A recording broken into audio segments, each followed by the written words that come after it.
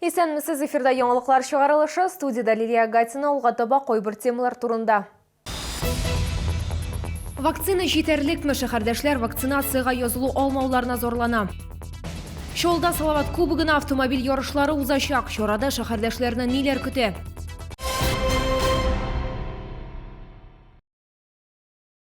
Узган тәүлектә Татарстанда яшәүче 59 кешедә COVID-19 диагнозы расланды. Шолыда коронавирусның тагын 8 яңа очрагы теркәлде. Бу соңгы тәүлек эчендәге мәгълүматларны Республика оператив штабы хәбәр итте. Шулай итеп, 19 февральгә Татарстан буенча коронавирус белән авыруның барлыгы 17486 очрагы теркәлде. Аларның 14095 терелгән, 103 узган тәүлектә. Вакцинацияга языла алмыйбыз. Телевизор караучылардан мондый иштәлектәге хәбәрләр безнең кайнар элемтәгә еш килә башлады. Бу атнада гына да шәһәргә 3000 доза вакцина кайтты һәм бу көннәрдә тагын 500 вакцина көтелә. Вакциналар җитәрлекме? Бу һәм башка көн кадагындагы сорауларга шәһәр мэриясендә узган матбугат конференциясендә җавап бирделәр. Шоллар билгеләп үткәнчә вакцинацияга эләгү мөмкин түгел. Дәүләт хезмәтләре сайтында язылуга буш вакыт калмаган. Сәламәтлек саклау идарәсе билгеләп үткәнчә вакцинацияга шулай ук шифахана регистратурасы, участок терапевты яисә прививкалар ясау кабинетлары аша язылырга мөмкин. Мы заходили на госуслугах, запись на вакцинацию в поликлиниках имеется в зависимости от поликлиники. В некоторых поликлиниках запись свободно прямо на сегодняшний день, в некоторых поликлиниках в ближайшие 10 дней. Запись на госуслугах возможна. Вакцинацияны ял көннәрендә дә үткәрәләр. Теләүчеләр күп. Бүгенге көндә шәһәрдә 10 меңгә якын кеше прививка ясаткан. 7нче шифаханәдә билгеләп үтүләренчә вакцина җитмәү проблемасы юк. Барлык эшчәнлек катгый рәвештә теләүчеләр исемлеге буенча алып барыла. Шулай ук медиклар парадоксаль күзәтүләре белән дә уртаклаштылар. Более молодых, особенно это касается второго компонента. Там содержится другой аденовирус. У молодых он протекает чуть-чуть тяжелее, больше температурных реакций, а пожилые, как правило, легко переносят. Вакцина ясатырга теләүчеләр исемлегенә көн сайын 100гә якын кеше дип сөйләде медиклар. Уйрый белән авыручыларга килгәндә хәл тотрыклы. Авыручылар саны артуы күзәтелми. Лилия Гатина, Диана Мулярова, Сергей Вильданов, яңалыклар. Татарстанда салкыннар аркасында штурм кисәтүе игълан ителде. Республика территориясында тәүлек һава температурасы нормадан 9-15 градуска түбән. Аномаль салкын һава торышы республикада 25 февральгә кадәр сакланачак дип хәбәр итә синоптиклар. Бу чорда суык тию һәм өшү куркынычы арта. Берничә дистә шәһәрдәшебез һәм 2 бала туңу билгеләре белән ашыгыч медицина ярдәме хастаханәсенә ярдәм сорап мөрәҗәгать иткән. 13 кеше хастаханәгә салырга туры килгән дип хәбәр иттеләр медучреждениедә. Табиблар суык көннәрдә кием салымнардан бүрек, шарф, җылы оек башлар һәм перчаткаларны киюне аеруча мөһим дип искәртә. Шуны истә тотарга кирәк, тәннең ачык участокларына туңу куркынычы яный. Бу кулак, борын һәм әлбәттә аяк-куллар. Опасная ситуация, когда человек находится на холоде долго, к нему привыкает и начинает терять сознание. Суык вакытларда сулыкларда булу аеруча куркыныч. Коткаручылар кышкы балык тотарга яратучыларны җылы экипировкага аеруча игътибар итәргә һәм без тулысынча катмый торган дамба яннарында балык тотарга ярамый дип кисәтә. Отправляясь на водоемы, нужно учитывать температуру воздуха, то есть нужно одеваться потеплее, соответствующие, должна быть обувь. Ну и при себе иметь все-таки теплые вещи дополнительно, потому что чтобы можно было переодеться, и теплое питье. Аномаль салкыннарда йортсызларга аеруча да авыр. Шолда 3нче ай рәттән ял көннәрендә Рөстәм Гатинның 40 кухнясы эшли. Аның кайгыртуында 70-кә якын йортсыз кеше. Активист барлык мохтаҗларны җылы кием салым һәм салкын һава торышы вакытында махсус туклану белән тәэмин иткән. В меню, особенно зимой, мы стараемся вносить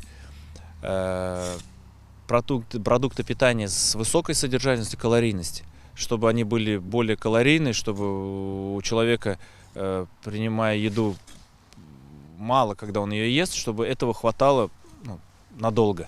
Хәйрияче Рөстәм Гатин хәбәр иткәнчә, аның командасы инде көн сайын мохтаҗларны ашатырга әзер. Хәзер алар актив рәвештә оештыру мәсьәләләрен хәл итү белән шөгыльләнә. Лилия Гатина, Руслан Бикмухаметов, Айдар Мусин, яңалыклар.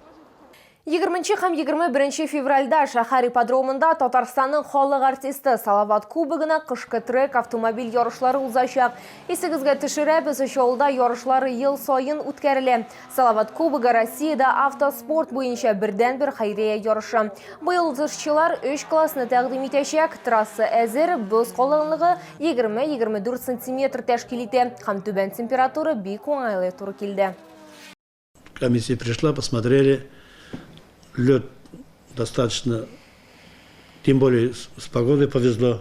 Вот 20 градусов самый раз. Заездлар 2 көн дәвамында үткәреләчәк. 20 февральда оештыру чаралары, административ тикшерүләр 11 сәгать 20 минуттан, ирекле тренировкалар 12 сәгать 40 минуттан, 1400, 1600 һәм ирекле дисциплиналар буенча квалификациялар узышлары.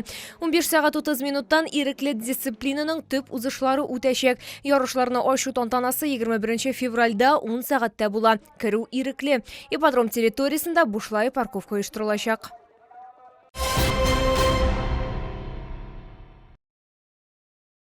Диңгез деликатесларын алып калырга өлгөрегез. Камчатка ярларынан улды һәм балык сату күргәзмәсе ерак көнчыгыш продукциясенең зур сайлап алу мөмкинлеге тәкъдим итә. Камчатка балыгы һәм улдыгы тәмле генә түгел, файдалы да. Сыйфатлы диңгез продуктлары быелга гади булмаган кышта иммунитетны ныгытырга ярдәм итә. Ярминкә белән Green сәүдә үзәгендә танышырга мөмкин.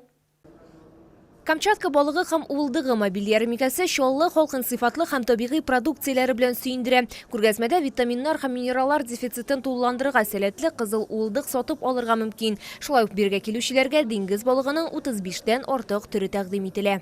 Привезли вам более 35 видов рыб, холодного копчения, слабосоленое, горячего копчения. Также привезли вам царицу лососевых чавычу. Есть в ассортименте белорыбица, очень нежное белое мясо, без единой косточки. Тает во рту прям. Также икра хорошая, крупнозернистая, вкусная, слабосоленая. Камчатка балыгы һәм улдыгы сату күргәзмәсе сыйфатлы һәм тәмле диңгез деликатесларының зур сайлап алу мөмкинлеге. Чавыча, белуга, омуль, нерка һәм тунец. Балыкларның төрлелегенә күзләр камаша. Разнообразие очень хорошее, выбор есть. Понравилось. Ну, не часто ведь кушаем это. Мы взяли рыбу чавыча, малосольная, качественно вкусная. Икру купила, это красная вот эта рыбка, еще ее купила. Корюшку купила, очень вкусная икра в магазине брала, там совсем земля и небо. Это такая прям очень вкусно. Камчатка ярларынан балык һәм улдык сату ярминкәсе 30-нчы комплекстагы Green сәүдә үзәге 1-нче катында 21 февральгә кадәр эшләячәк. Күңел үз тыңлаучыларын кабат сөендерә. Якынлашып килүче бәйрәм уңаеннан радио алып баручылары радио десант акциясын оештырды. Иртәгә 20 февральда машина йөртүчеләрне билгеләнгән урыннарда көтәчәкләр. Иң җитезләр популяр диджейлар кулыннан бүләкләр алачак. Кадерле күңелдәшләр, без сезне барыгызны да иртәгә үзебезнең промо акцияда радио десантта сәгать 10-да көтеп калабыз. Сезне бик күп бүләкләр көтә һәм яхшы кәеф. Барыгызны да көтәбез. Безнең 92.6 FM дулкыннарында безне кушылып тыңларга онытмагыз.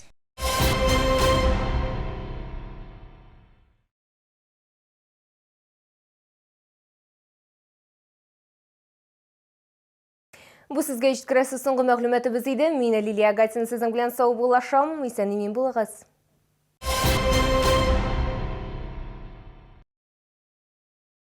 С 15 по 21 февраля долгожданная продажа рыбных деликатесов прямо с Камчатки. Свежий улов, чавыча, красная икра, белорыбица. Все от производителя. ТЦ Green, 1-й этаж.